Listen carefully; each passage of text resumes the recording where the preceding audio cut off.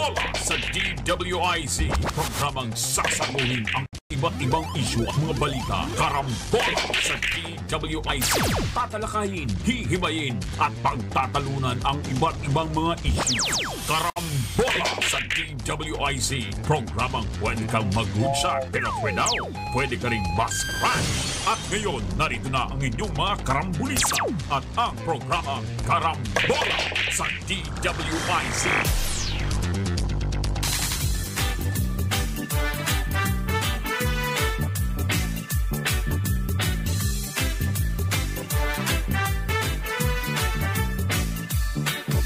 Pagising sa umaga kasabay ng almusal, nakatutok sa programang may kabuluhan.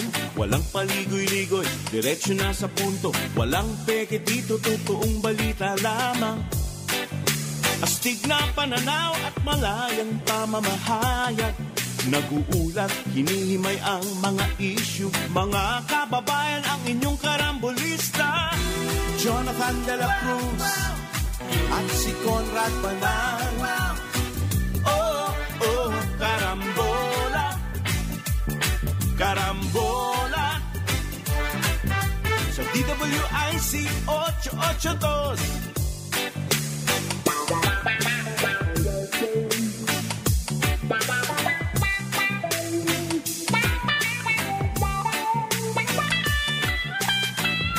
Kaya tumutok na at huwag bibitaw. Alamin ang nangyayari sa bayan nating mahal. Oh,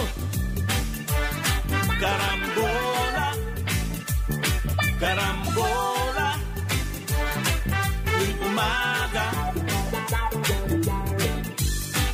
Oh, karambola, karambola sa DWIC 882. Karambola, karambola, tuwing umaga.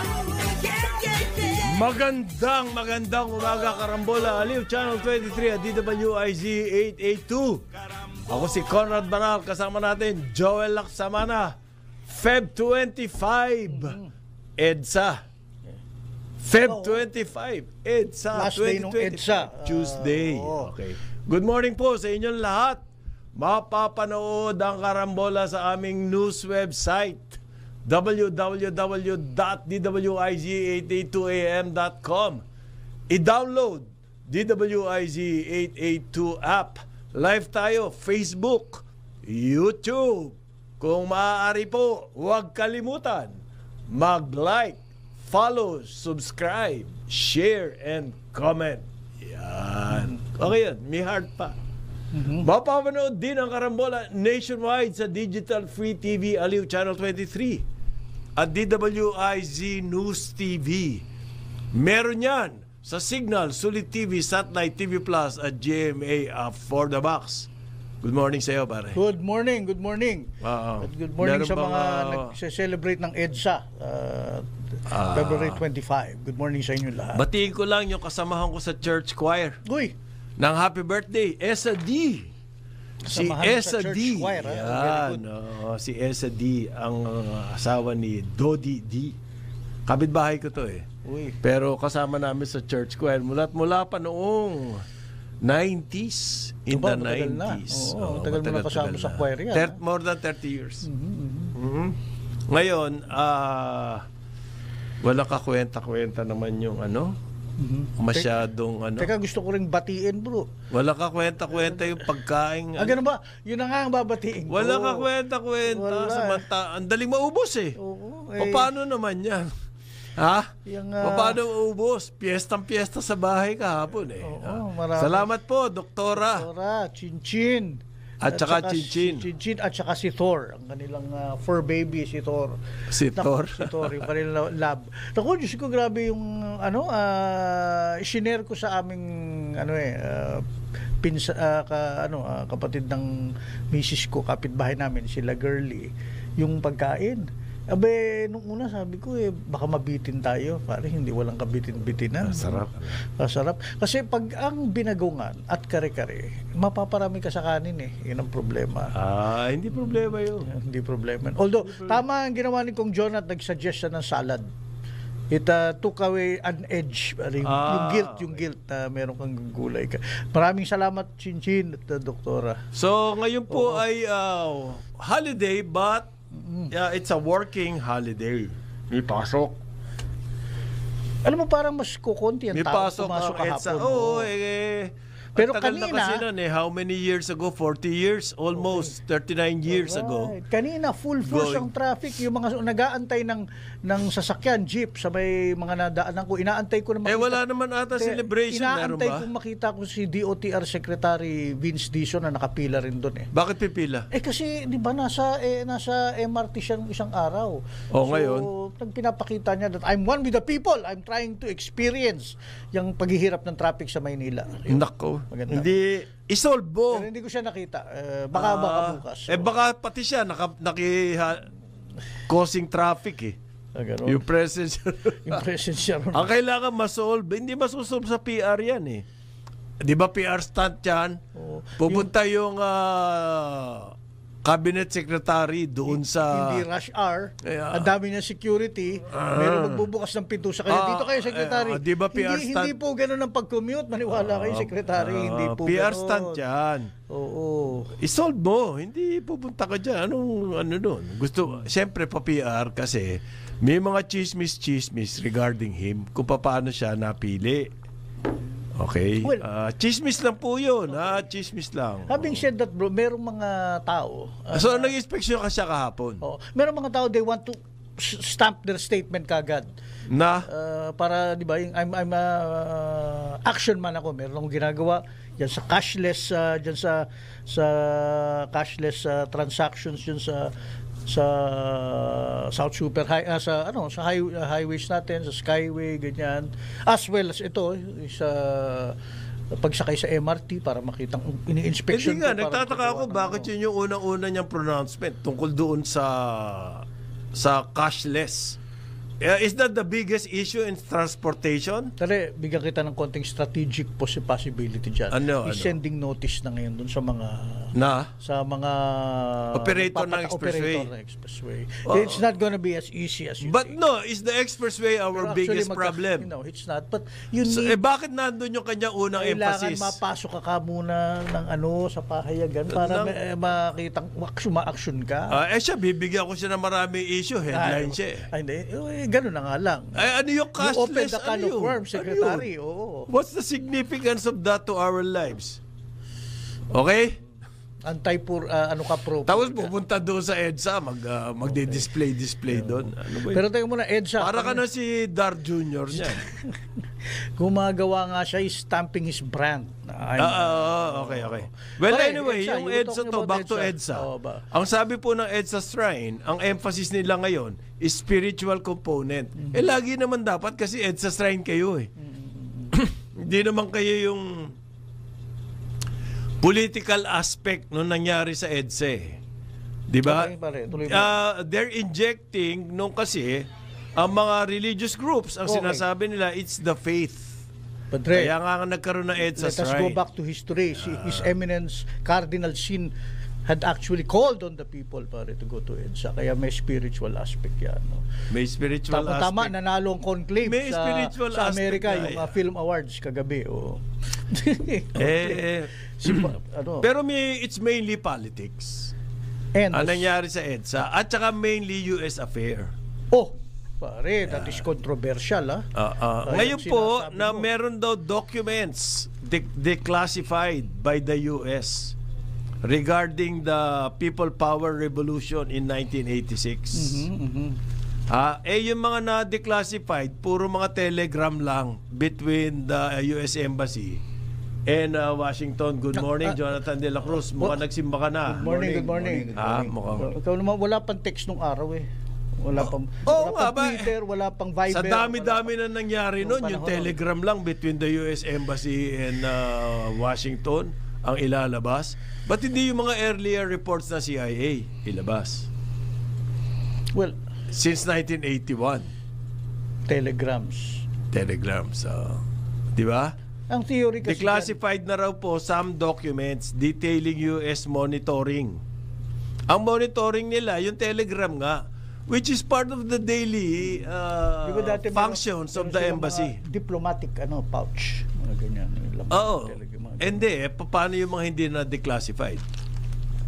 Hindi naman natin alam kung ano may mga dokumento pa declassified. Ngayon, another balita po, bubuksan daw ulit yung museum ng Aquino, ni Noy Aquino, sa Tarlac in time for the 25th. Which bukas na ngayon, dapat. Ngayon daw ibubukas. Ayan. Pero sandali, binanggit mo yung US hand in the EDSA revolution. That has been a theory na ang US basically wanted to trigger some sort of a peaceful revolution type thing na nangyari na to para doon sa mga di ba yung mga puppet states nila sa Eastern Europe at may Russia. tanong lang ako sa'yo, pare. Sino marunong sa regime change? Meron ba ibang bayan na marunong sa regime change? Ang alam natin, US lang ang nakakagawa niyan. Tsaka alam mo, ewan ko, bibigyan ko kayo ng konting istorya. Sometime in when was that? 88. Nasa US ako nag-schooling. Pinasyal kami, pare. Both even sa Pentagon at ano. And then, this was the time. A year later, andun pa ako, nangyari yung 89 revolt. At if you remember... Ano 89? 89, yung coup pala. Coup. Tapos ito yung nagpalipad ng US ng mga jet planes para binaz yung mga rebel planes natin kasi tora-tora lang yung mga planes nila Greg noon And that time tinatanong namin kasi nandun kami sa Pentagon. Okay. Meron ba kayong hand dito at ganyan, diba? Ano ba ang utos dito? Wala, this were just supporting President Aquino, ganyan.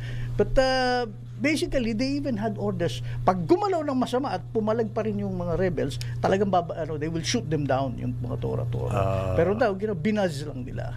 But that in itself, makita mo, may hand talaga sila to prop up regimes. May claim dito, doon sa mga na-release daw, na the US was trying to dissuade former President Ferdinand Marcos. Ayaw nila mag-declare ng martial law proclamation. Sino nagsabi niyan? Ito daw yung sabi daw ng documents. Yung ambassador. That's not even true because he was always in contact with the US Embassy. At saka US Embassy, US government, suportado nila yun. Everybody at that time, the 1940s pa. Dapat intindihin natin ang sitwasyon at that time. There was a wave of communist takeovers all over the world, and then the world communist movement was moving fast. Diba kaya nga nagkaroon ng mga Vietnam, etc. Natatakot sa China at US in the case of the Philippines, there was insurgency which was supported by the international communist movement, mainly China, and of course the secessionist movement, di ba? Sa Muslim Mindanao. So maraming problema. So what are you supposed to do as paano yung interest na US dito pag sumabog ang Pilipinas? Well, that's one thing. The other thing is, if you are the president, if you are the head of state at that point in time, what are you supposed to do? Bigay mo na lang, parang ganun ba yun? Patalo ka na, sige na, bigay na natin. So kaya bakit siya sinuportahan ng US? Kaya sinuportahan siya ng Amerika. Kasi delikado yung kanila interest dito. Dalawa yung bases nila. Tatlo pa nga yung Sangli. Marami siya interest ito palang sinasabi that US Ambassador Henry Byron sought to dissuade Marcos against martial law. Ay nakalagay sa isang book, Waltzing with a Dictator. Libro yun. By a former New York Times journalist, Raymond Bonner. Yes. Yan po contested. Contested yan. Heavily contested yung claim na yan that the US was against it. No. Byron himself was working with the Philippine government at that time. Kasi ang laki ng interest ng Amerika rito eh. And then we were supposed to be one of the last bastions of anti-communist operations. Pero ang laman lang po doon documents daw na declassified, basically noong na meron ng gulo ang sinasabi nila sa kay Marcos noon avoid violence. Yun lamang. Yun lang. Okay? So okay na ba tayo? Kumbaga, naghuhugas kamay. Bakit yan lamang i-declassify nyo? I-declassify nyo. Ay, hindi nga pwede yun, bro. Sino nang bubuyo?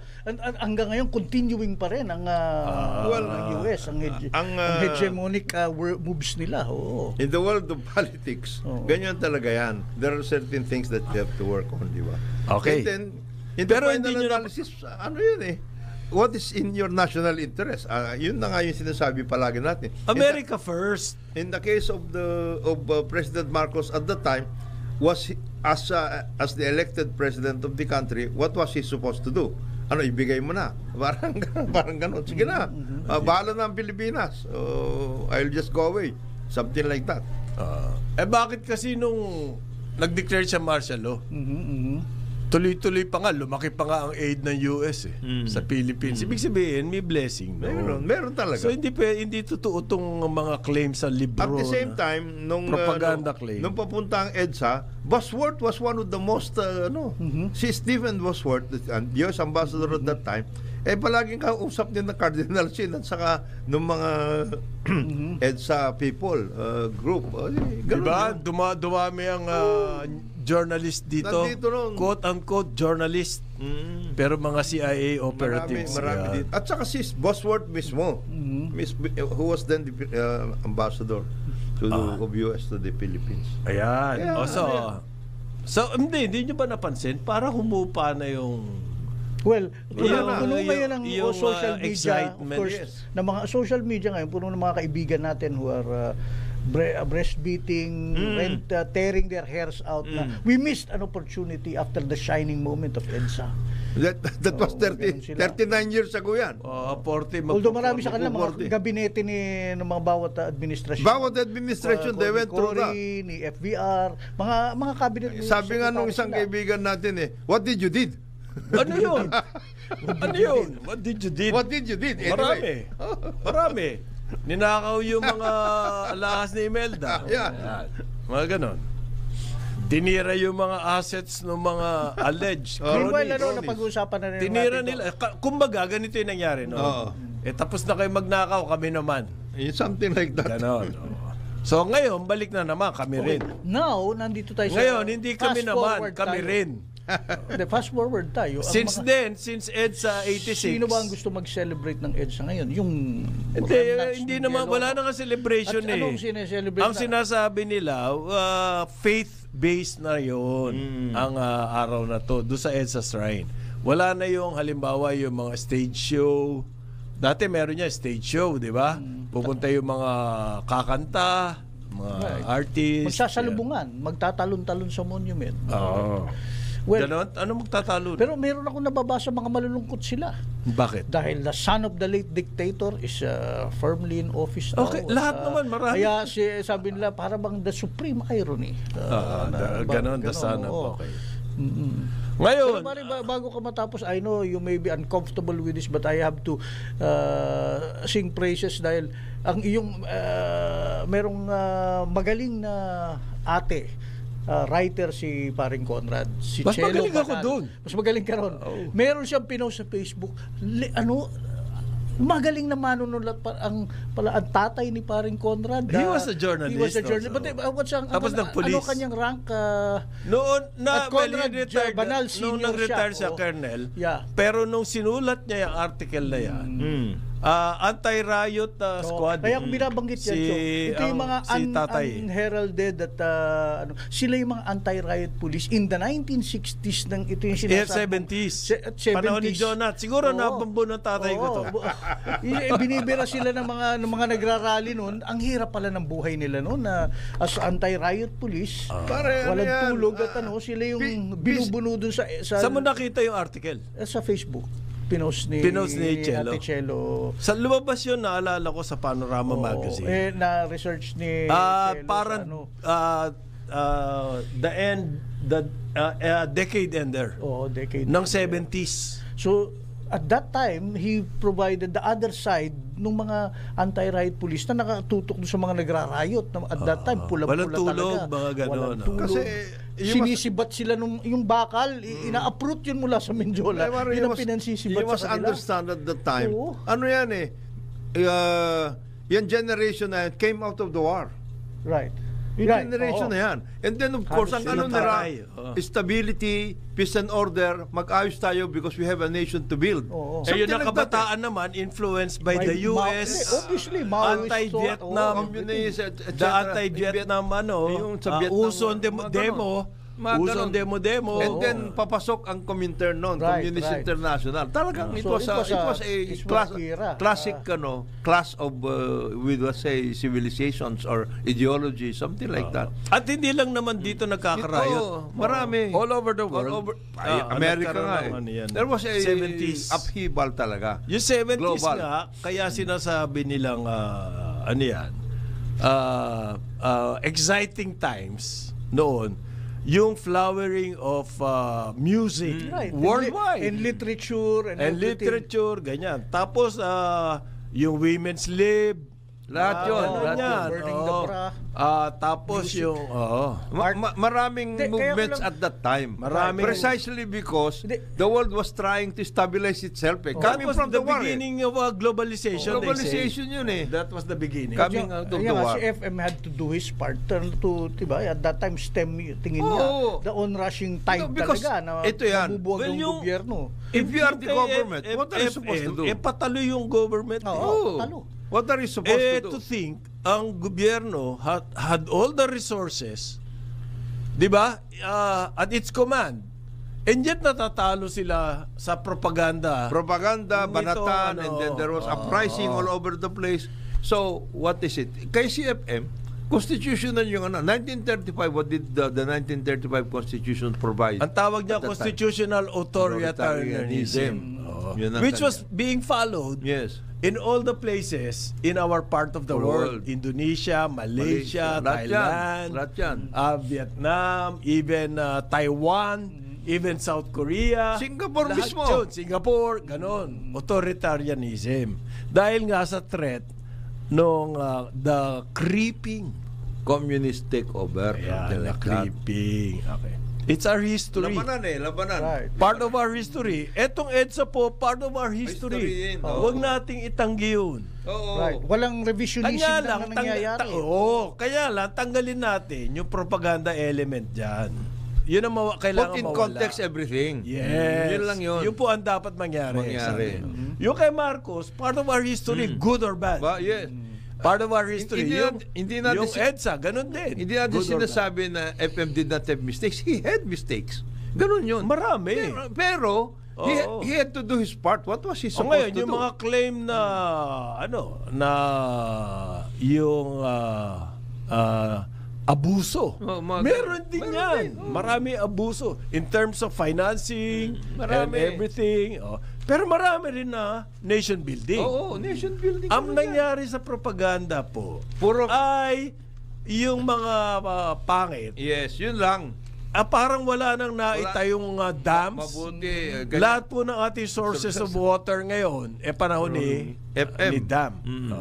Yung mga yan. Yung mga power plants, yung mga Napocor, heart center, yung mga ganong klase. Kasi I'll be frank, there was kasi may mga kaibigan ako, mga later, mga naging national artists, both in visual at saka literature.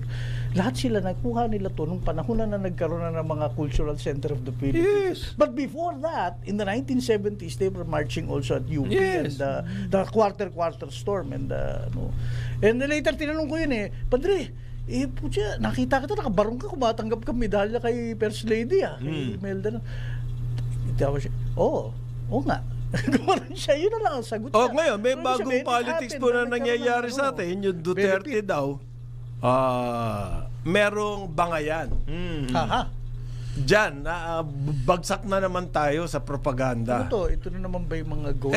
It's the same. Prior to the EDSA, it's propaganda here, propaganda there, bakbakan. They're fighting for the public support. Yes. So ngayon, ang nangyayari po sa atin, parang yung nangyayari pwede natin ihantulad na nangyayari doon sa before the EDSA.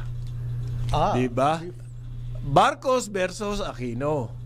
Ngayon, Marcos na naman versus Duterte naman. Pero ano ba nangyayari sa atin? Sa mamamayan? Sila puro ba ngayon? Puro laman sila ng headline ngayon. Nagsalita yung isang kampo, Marcos, ganito ganyan. Binenta yung gold. Gustong maging dictator uli. Yung kay Duterte doon, alam mo na, papalapit na yung people power. At sa celebration, kaya niya binanggit yung dictator uli. Mayroong pangalan na may element ng time. Timely ba? Binalikan siya. One man fake news. Tapos gusto mo lang to grab power. It's the same theme, di ba? Before. Meantime, ano ba nangyayari sa atin? Okay ka pa ba, Jonathan? Maganda pa ba? Meron pong halimbawa sa Palawan. Nag-declare ng price control ang DTI. Okay? Basic necessities po, price control. Walang gagalaw. State of calamity dun sa mga area sa Palawan. Okay? Naanoan sila na flooded ang Palawan. Imagine at this time of the year, wala namang bagyo. Bumabaha. Sheer, anong pangalan nun? Sheer line. Canned fish, milk, bread, sabon, lahat po. Kasi price karamihan control. dyan, imported from Manila yan. Kaya ang hirap niyan. Yan. So, bakit meron ba nagsasamantala na agad doon? Malamang. Malamang yan. Ang matindi rito, yung photo, supermarket dito sa Metro Manila. Pero sa Palawan yung anggulo. Wala na supermarket. Ako, gustong-gusto ko yung Palawan. Gustong-gusto ko magpupunta dyan. Kambak, yung sakit daw. Pag nakapunta ka na dyan, magkakaroon ka ng sakit. Na gusto mo bumalik-balik. Kaya kambak. Ayan yung sakit sa Palawan. So, meron pong ganyang issue. Hindi malayo yung Palawan. Di ba? Part ng Southern Tagalog yan eh. Ngayon daw, ang DA mag-i-inspection ng warehouse. Mamaya balikan natin yan. 8:31 ng umaga, Aliw, Channel 23 at DWIZ 882. Karambola sa DWIZ. Karambola sa DWIZ. Karambola, Aliw, Channel 23 at DWIZ 882. Kasama natin Jonathan De La Cruz, Joel Lacsamana. Ako si Conrad Banal. Good morning sa inyong lahat. Yan. Good morning po. Ano yan? Good morning. Sabi na ng Singapore Tribunal. Ano? Hindi daw nag-breach. Arbitration. Sa arbitration ang NGCP. Tingnan nyo na. Hindi nag-breach na kontrata. Oo. Ang nagkadimandahan po rito, Transco, Pisalm versus NGCP. Dinimanda ng... sino ba nagdemanda? NGCP. Okay. Yung NGCP assets po kasi galing yan sa Napocor. Yung Napocor, binasag yan eh. Ginawan tatlo. Yung power generation, yung transmission, tama ba yun? Tapos yung power generation po, may mga portion doon yung sa rural areas retained. Yung the rest napunta sa private, Pisalm. Asset and Liabilities Management. Privatization, Asset and Management. Privatization. Yung pong mga yun yung binili ng mga kumpanya, Aboitiz, mga ganyan, ano? Itong NGCP, operator ito ng operator grid. ng transmission. Hindi sa kanila yung assets. Operator ito. Ano ba naging issue nilang dalawa? Ang issue nila is that yung NGCP hindi sumusunod sa concession agreement. Sabi na arbitration, hindi sumusunod. Sumusunod yan. So sinong pahiya? Hindi yung mga bumanat. Panahon ni Alcusi kasi yan eh. Panahon ni Alcusi. Kasi yung Transco gusto nila take over rin na yan. at that time na. Sige na. Accusation yan violation of restrictions, anti-dummy law. Anti-dummy law, mga ganon. Bakit sinong boss nila Kusi? Bakit sila gano'n mag-aakta? yun. Ang alam ko, sila Kusi galing sa Aboitiz yan. Bumanat sila doon. Ngayon po, i-inspectionin daw ni Darjo and Kiko Chu Laurel Jr. ang lahat ng warehouse ng sibuyas. Patay tayo nito. Gano'ng katagal kaya ma-inspection yun? Baka daw po kasi may harvest na pero hindi pa bumababa ang presyo. Bakit ganun? May mga at bukod doon, nagpa-import pa siya. Okay, nagpa-import pa siya ng ilang metric tons. Thousands. Ng red oak, parang 4,000, something like that. Okay? Nagpa-import pa siya. Bakit ang taas pa rin ng presyo? Mahigit 100. Ang itinaas po compared to the normal usual price. Ang sabi ni secretary, pinakamamahal na secretary ni Paren Joel sa Kiko Chu Laurel Jr. Baka daw itinatago nitong mga may-ari ng warehouse. Ayan. Dapat daw po ang itatago yung middle of the harvest. Yung simula ng harvest, ilalabas yan. Kung ngayon pa lang, itinatago nyo na. Pero secretary, ganito po kasi yung nito, yung matik-matik Pagka-harvest, ilalagay muna sa warehouse yan. Hindi naman po pagka-harvest, diretso yan sa palengke. Ngayon, yung mga bataan nyo na mag-i-inspection ng warehouse, siyempre, may laman yun. Namili nung harvest At saka nagpa-import kayo. Nagpa-import pa kayo. Di paano, di laman yan. All over the country. Marami-raming tauhan palang Bureau of Plant. Bureau of Plant. Kaya nila mag-inspection ng gano'n. Hindi ko alam kung sino nag-a-advise dito. Sino kaya? Nanghihinayang ka. Nanghihinayang ako Sa kanya, magaling dapat yan si Secretary. Pinay-inspection po yung mga warehouses. At the same time, hindi naman bumababa. Okay. Sana kung nagsalita siya ng ganyan, next day, bababa na yung presyo. Gaganahan tayo ron. Di ba? Hindi po gano'n nangyayari. Okay? Meron daw pong 3 pang arestado ng NBI dyan sa Batangas. Malapit-lapit to. Na nagbebenta ng smuggled frozen fish. Okay. Smuggled. Hindi bayad yung tax. Malaki ba tariff ng fish? Hindi ata Malaki rin. Bakit pa sila nag-i-smuggle? Baka walang permit kaya smuggled. It's not for the tax payment. Nag-i-smuggle sila kasi po lahat ng food item na i-import natin, kailangan may permit kayo sa Bureau, sa BIFAR. Department of Agriculture. The Department of Agriculture, in this case, BIFAR. Ang problema, yung BIFAR? Bureau of Fisheries and Aquatic Resources.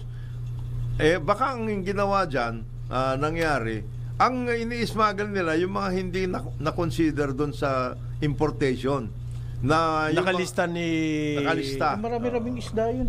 Oo nga, hindi naman nakalagay doon yung yung galunggong, tambakol, etc. Ang nakalagay doon yung mga pangmayayaman Pero hindi. Ito ang akin dito. Ito po mga nahuli na to, na 3. Nahuli sila in possession of the supposedly smuggled fish. Na-operate sila. Mga 100 boxes.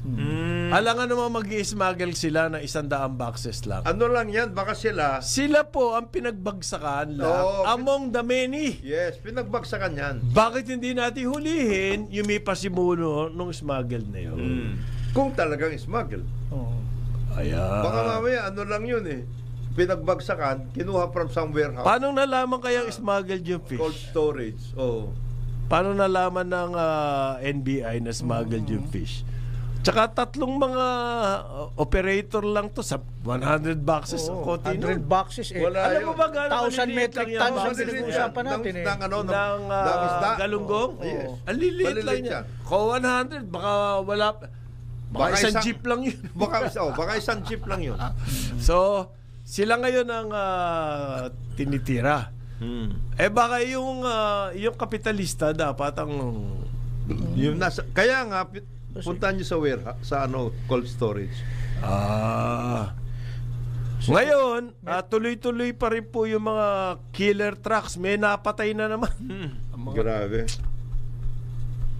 Pinatawag na nga ni viral. Jeep at saka truck. Okay? Ano yan, nagbanggaan o ano? Viral jeepney truck collision, Antipolo City, Banggaan. Naku, sa Antipolo. Oo. Pababayan. Dump truck po at saka isang jeepney. Wow. Okay? Ngayon, pinatawag ni Bigor. Bigor. Yung pong mga may-ari daw yung vehicles. Pinatawag para panagutin. Ganon. Gusto raw niya malaman kung bakit nangyari aksidente. Wala sa police report. Boss, yung police na tawagin nyo. Nasa police report po yan. Yung mga may-ari, wala sila doon at hindi sila ang driver. nag-imbestiga. Hindi, pero kailangan yung may-ari yung patawag. Oo. Ilan bang linya mo dito sa prangkisa na ito? Linya na ito? Passenger. Ilan mo? Ilan ang jeep mo dito? Nag-iisa lang nga ho yan sa wala na akong Ngayon, yung dahil sa banggaan nila, yung truck, may tinamaan din na e-trike. Naku yun. Ayan, sabit-sabit na ngayon. Sabit na yan. So ano mo tayo, nasa e-trike siguro? Wala kang kalaban-laban. Walang kalaban-laban. Ayun, patay. Killer trucks involved na naman. So, everyday yan. Everyday. Everyday na nga, may nangyayari aksidente. And yet, wala pa rin tayong safety board, transportation safety board. Yan po yung obsession ni Jonathan Pagbigyan nyo na nga itong tao na to. Hindi, papabitize na nga yung transportation system natin Nino? Ni Vince Dizon. Initially, yun? Yung bus and MRT gusto niya raw i-privatize. Yung MRT, private na yun Well, yung operation and management daw ang ipa-privatize niya. Yung bus, ganun din. Ang ipa-privatize, di mo naman pwede ibenta yung kalsada Ang ipa-privatize po, yung operation and management. Yung linya. Yan yung bus rapid transit system Yung busway na yan Okay. Pinutulak po din ni Jimmy to. So walang bago rito. Ang gusto niya lang mangyari, mapabilis daw. Hindi ko matiintindihan ano yung gagawin doon sa bus. Paano? Bakit kailangan i-privatize yun? Kasi kaya mo naman trabahuin ngayon yan. Ang mahalaga po rito, yung sistema. Yung bago nyo i-privatize niya, sabihin nyo, ano magiging result sa amin? Tataas ba pamasahe namin? Gaganda ba yung dyan, yung sistema dyan? Ano pa ba ang igaganda ng sistema? Wala namang... Hindi. It's not rocket science, pare. Hindi, ang sistema... Ang pamasahe ang importante dyan Hindi, ang sistema sinasabi ko, every 5 minutes ba, meron ganito, 5 minutes. May schedule. Scheduling. Ayan. Kanya-kanya. Kasi ngayon, kanya-kanya sila Tsaka ba may mix ng linya? Yan, May ano po ang mix ng mga linya? Saan pupunta itong mga ito? Yung gano'n. Yung ba, ano ba ang terms ng bidding dito? So malaman natin kung anong terms ng bidding. Okay, I'm being fair kay Secretary Dizon. Doon sa interview niya, he held a press conference. He wants to improve yung connectivity mula sa train, bus natin and other areas. So wala pang broad brush strokes pa lang. Kaya kailangan i-privatize. Hindi ba pwedeng magawa 'yon na hindi privatize yan? Well, ewan ko. Yun ang kanyang he wants hindi, kasi alam naman natin may naglalaway. He feels that the private sector may is the naglalaway, best to manage mobility projects. Ayan. Yung mga palusot niya yun. Pagkakasabi niya. Pero alam natin, may naglalaway dyan sa bus kasi ang earlier on pa lang, yung Management Association of the Philippines, tinutulak na yan. Sino sa members nila ang naglalaway dyan? Si Ediap yan, yung kaibigan natin. Si Ediap? Ediap. Nagtutulak niyan May study na siya dyan Okay. Hindi rocket science yan, yung busway na yan Nothing, ang magiging mo lang dyan, yung sistema mo at saka yung fare. Ngayon, if you're talking about connectivity with the train system and other things, what connectivity are you talking isa about? lang naman train yan MRT lang. MRT 3 lang yan. Kailangan mo ng private sector to do that. Hindi lahat actually. Hindi magawa ng DOT. Ang mas problema dyan, sa tingin ko lang hindi yung sa mismo ng EDSA yung mga bottlenecks sa in between. And what are you supposed to do in the other remaining streets that are available? Yung connectivity ng EDSA sa ibang rota. Yun ang problema dyan. And then what are you kasi wala na tayong additional streets nga Kasi pag sumakay ka ng bus ng EDSA, saan ka pupunta? Di aakyat ka. Pag bumaba ka, aakyat ka doon sa taas para tumawid. Pagtawid mo, may masasakyan ka na ba? Wala. Malayo pa rin lalakarin mo. Yun ang connectivity. Ang experience ko, payat yung 15 minutes na naglalakad. Pag nag-EDSA ka, para pumunta ka sa connecting ride mo, payat yung 15. At saka, karaniwan dyan, nasa 30 buhay minutes. pa yan. Tatawid ka pa. Ganon din yung trend. Kasi yung EDSA at saka yung EDSA busway at saka train, iisa ang pupunta running on the same parallel line. Yun dito ang problema yung connectivity, diba? Yung connecting flight, kumbaga. Kung ako pupunta ako halimbawa ng galing ako ng Fairview. Pupunta ako ngayon dito sa show. 'Di ba? Mayroon 'yan. Pagbaba mo na show, tatawid ka. Saan ako pupunta ngayon? Kasi tapos hahanap ka ng sasakyan, papuntang halimbawa papunta ka ng Kalentong. Kalentong, yan. Saan yun? Mag-aabang ka, pero malayo sa kanto yun. Oo, malayo yung lakad. Payat nga yung 15 minutes. Papunta kang Kalentong, dito, papuntang kanan yon, papunta kang Antipolo o dito sa Pasig, dito sa kaliwa naman. Wala kasing terminal dyan. Wala. Paano yan? Yan ang connectivity. Kumbaga, yung sakayan, aasa ka lang sa yung kalsada. Mga nadaan ako kanina, yung sasakay sa Bikutan at saka doon sa West Service Road, ang balak nila, pupunta sila ng Makati Ortigas hanggang doon sila sa Pasay Rotonda. Pero bababa ng jeep yun, then sasakay sila ng tren papuntang Makati o Ortigas. Ang pinagtataka ko kasi, 5 o'clock na umaga, 4 o'clock, kailangan ganun. Bakit may obsession siya dito sa Manila? Ang transportation problem po natin all over the Philippines. Ang traffic po all over the Philippines na ngayon, hindi lang sa Metro Manila. Bago ka dumating kong John, at yun ang I'm patiently trying to explain kay paring Conrad. The new secretary has to stamp his brand. Yes, he's gumagalaw siya. Sumasakay siya ng LRT, binaban niya ang cashless. So pumiPR siya agad. Para makita. So i-stop mo muna yung enthusiasm ng mga tao. With the PR. May masakit, may masama ba ron, di ba? Meron. You're trying to ensure that I'm the new kakaiba ko kay Jimmy Bautista. I'm the new chief of the hill.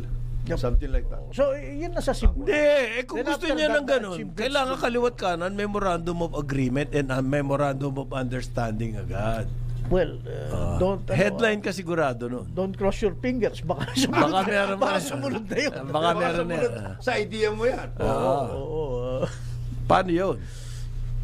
Paano yun? Kung puro ganun ang traffic natin. Nabibinbin sana ng akin, yung sa kanya, dahil secretary siya. Yung mga nabibinbin railway projects natin, sana at least mabigyan ng yung mga ma-jumpstart niya kasi if you are talking about connectivity right of way, mga ganon, if you are talking about connectivity in Metro Manila, lang muna. Okay na yung busway at saka yung prangkisa na, saan yung mga yun? Yun, medyo mahirap yung mga connectivity issues, data yun data gathering yun. Nandun sa prangkisa, halimbawa, ito, anong gagawin ko dito sa may babaan both busway at saka tren sa show. Ngayon, saan pupunta itong mga tao na ito? After yan, ilan ba yan, tao na yan, etc. Yung ganong klase. Papuntang Kalentong, yung sinasabi pa rin ko, papuntang Quiapo na yun, magsisimba. O kaya papuntang Pasig, papuntang dito sa Eastern, Rizal. Ilan ngayon ang dyan? Saan sila sasakay, etc. at lahat. Tapos yung sinasabi mong bikutan. Yun. Well, kaya nga hindi ma-phase out ang jeep pa sa ngayon. Dahil walang sasakyan sila kung hindi yun. That's the Paano ka issue. pupunta? Nasa Bikutan ka. Paano ka pupunta ngayon sa Makati? Sige nga. Ayun nga, sasakay ka ng jeep para makarating sa Pasay Rotonda muna. Yan, muna. Hindi ka makakarating ng Makati. Walang ibang sasakyan doon. Same doon na nasa West May bus Service ba dyan? Road. May bus ba dyan sa Service Road? Wala. Wala eh. Kaya hindi mo pwedeng tanggalin. Wala. Jeep pa rin. Jeep yun eh. Meantime, anong move niya in other parts of the country? Anong move natin regarding, let's say, logistic? Ha? Ports infrastructure. Ano? Ports. Unahin mo muna, boss, yung problema ng mga plates, driver's license. Oo. Yung mga basic Yung muna. the tough stuff. Inspection, yung everyday merong nagbabanggaan at lahat. Yung inspection system para sa motor vehicle. Tsaka mali yung sinasabi niya. Diba? Meron pala silang hindi in-implement. Binayaran sila, hindi pala na-implement. Mali yung sinasabi niya na anti-pour yung yung electronic sa expressway. Yung cashless. Palagay ko hindi niya napag-aralan ng No, sorry. Again, I was patiently trying to explain to you. He is serving notice to the operators. Kayo umayos kayo. Ito na ako. Bakit hindi ba umayos? Ayusin din natin yung cashless yan na-implement, pero for now, you're not getting any free rides from me. I will suspend it. Ibig mo sabihin, etong si Jimmy Bautista, tatanga-tanga, hindi pinag-aralan yan at nag-order ng cashless. Ayaw niya naman sabihin yun, siyempre. Yun ang ibig niya sabihin nun Di ba? Pinasuspend niya Sino ba boss mo? Taong bayan ba? O yung nagrekomenda sa'yo maging cabinet? Kung indirectly parang sinabi mong tatanga-tanga ka, Jimmy. Parang gano'n na sinabi niya di ba? Ba't ka pumayag naman? Baka hindi pa okay yan Ginogo na natin So tatanga-tanga si Jimmy, di ba? Nakasama pa. Okay. Diyan po sa EDSA busway, meron daw Maserati dumaan. Nako. Ay, nakita ko yun. Tapos? Tapos isang local LGU vehicle. Nagdumaan dyan. Sino may-ari kaya nung Maserati na yan? Lakas naman ng loob. Nila yung mukha Ibig sabihin, inano nila? Walang plaka. Pinara nila dahil walang plaka. That was the first offense. After that, yung ba't ka nasa busway? Ito pa ang matindi rito. Yung authorities withheld the name of the driver. Hindi po driver yan, siguradong may-ari yan, Maserati. Hindi pwedeng driver ang gagamit ng Maserati. Di ang nag-enjoy yung driver. Yan. Sino yun? Ba't hindi in-identify? Tsaka hindi siya informed na bawal dumaan sa busway. Na Maserati? Hindi informed siya, pero may kapangyarihan. Meron kapangyarihan, Hindi dinadala lang namin ito doon sa papagawa Pinapagawa ko itong Maserati nito, kaya driver lang ako. At sa busway siya dumaan. At ang requirement na may-ari, sa busway ka dumaan. Para tignan mo kung itong mga ito ay talagang alert. Yung mga nandiyan sa busway na yan. By the way, yung alert ba talaga? Yung isinita siya, nakita ko yung video nun, yung plaka niya, meron siya, pero nasa loob, hindi niya Nasa loob yung plaka? Hindi niya kinakabit. Hindi niya kinakabit. Bakit? Malay ko sa kanya, ano bang problema? Yun pa lang, violation na yun tapos, hindi, may plaka ako. May plaka ako. What's wrong with you? Ito may plaka ako. Nasa loob lang. Hindi, Maserati. Hindi ko basta-basta nilalagay yan Magkano ba Maserati ngayon, bro? If I may, I'm sort of curious. Maserati? Mga 500 lang yan Ano $500? $1,000? $1,000. $200,000, sabihin mo na. Pero that kind of Maserati. Pero hindi tax-free yun. Matindi ang tax sa Maserati. I'm sure. Bayo ka naman binayaran niya yung taxes niya. Magbabayad nga ako kaya siya. Papunta nga ako doon. Mamadali ako. Ayos. Kaya lang, dadaan ako ng Congress kasi kukunin ko yung pabayad. Okay. Kaya nagmamadali. Kaya siya nagmamadali. Oo. Yun ang daan papuntang Congress.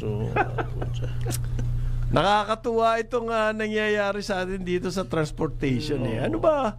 Hanggang ngayon, 2017, yung modernization. Meron nagsasalita pare na manufacturer ng body. Kaya namin gawin yan. Sinasabi, kasi ang dami po sa atin, gumaling na dyan eh. Yung sinakyan ng Pope. Oo. Yung kaya natin yung Pop Mobile. Yung Pop Mobile. Isuzu. Oo, yung Body Works dyan Almasora sa yun, Almasora. Yung mga ganon. Kinuha nila ang bayon eh. Yung Almasora na yan. So meron po mga ganyan. Bakit pinagpipilitan daw na imported yung buong sasakyan, imported. Pagkatapos yun ang gagawin para sa jeepney modernization. Sabi nila, kaya namin gawin yan.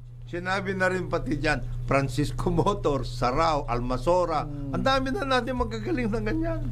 May sinasabi po nila, sabi po ng Automotive Body Manufacturers Association of the Philippines. Meron pala silang association. So okay daw sa kanila yung i-modernize ang mga jeepney. Kailangan daw ma-improve dyan yung engineering aspect. Yes. Kasi po yung mga jeep natin, yung mga local makers ng jeep, wala namang engineering research yan, yung safety.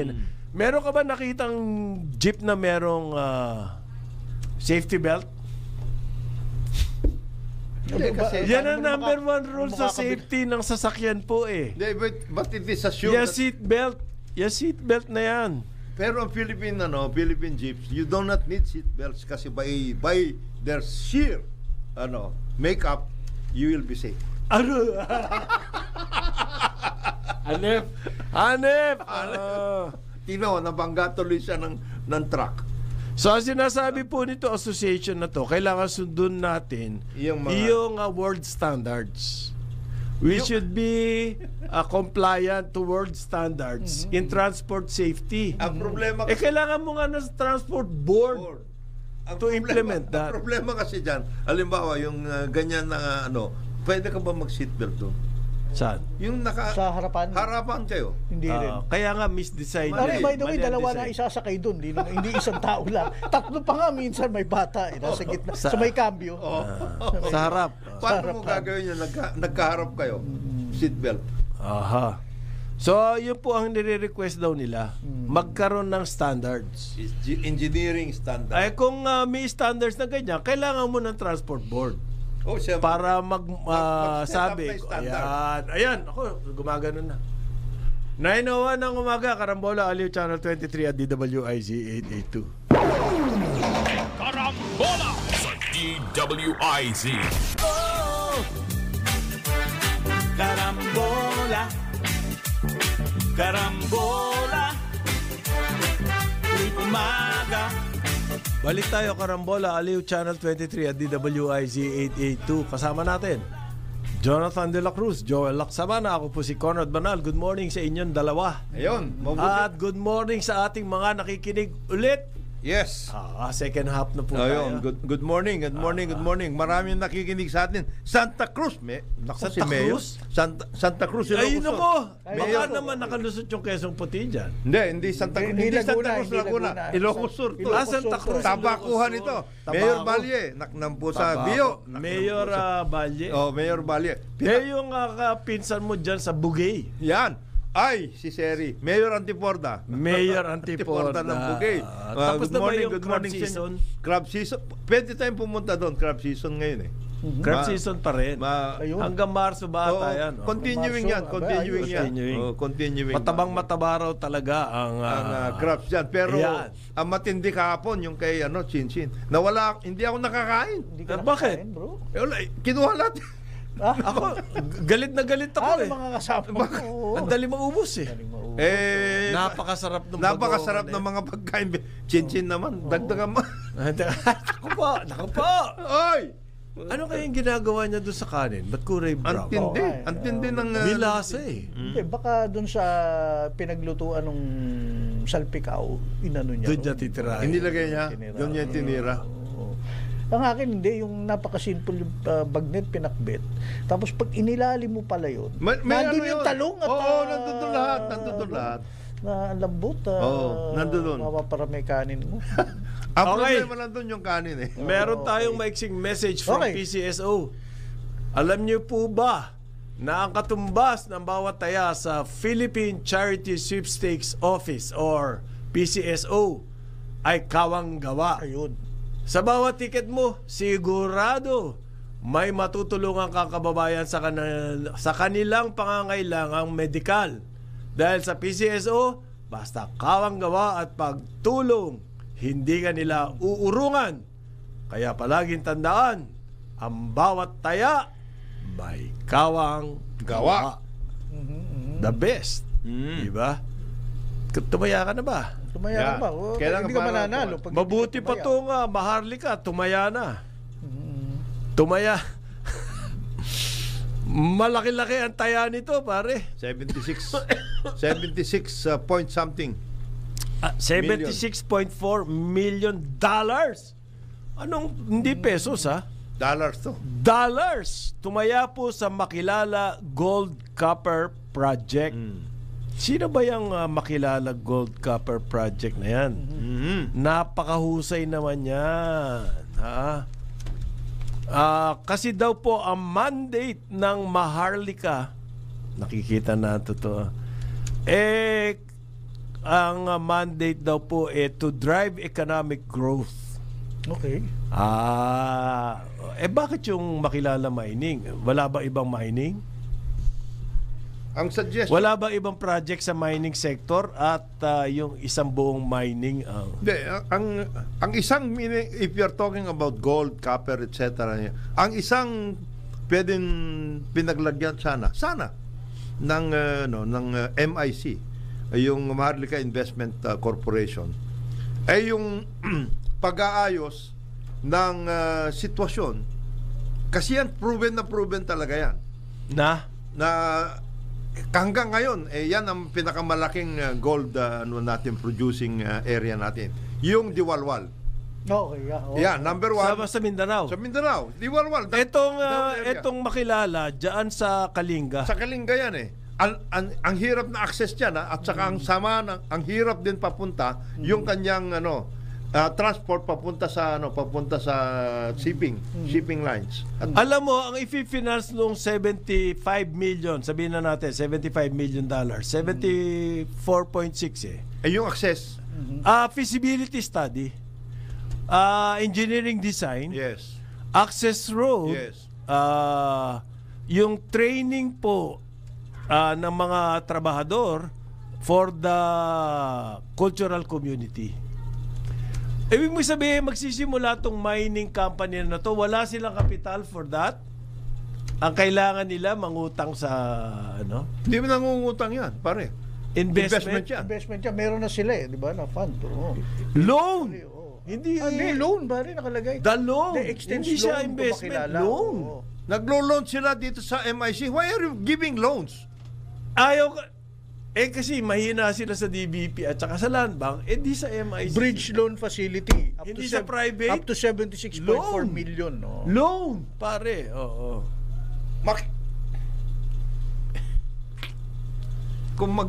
Napakalakas naman ito Makilala. Alam mo ba history nito? Yes. Ang Makilala po, mining, ang tinake over niya, yung concession ng dating Batong Buhay. Yang Batong Buhay, bilyon-bilyon ng inutang niyan sa gobyerno. Walang nangyari. Naging comedy of errors. Bumili na equipment, yung equipment hindi ma-transport to sa mining sites, nabulok ang equipment and everything. Kalaban nila yung mga tribes. Merong problema sa IPs. IPs pa na problema, indigenous people. 60s pa yan. Tangkyang, si Tangkyang 70s. Yan. Mr. Tangkyang. 70s pa yan. Nag-take over to Makilala. What makes it now different from the previous? So ngayon, nagsisimula ulit sila. Kailangan nila na studies, kailangan na engineering design and everything. Nakahanap sila ng baka. Maharlika. The best! At samantalang there are at least 4 na na-sequester yan dati, nagkaroon ng mga problema that are already proven that things are already there and they are nearer to production. They have actually produced before. They have already produced before. Bakit hindi doon Bakit hindi yun ang nilagay?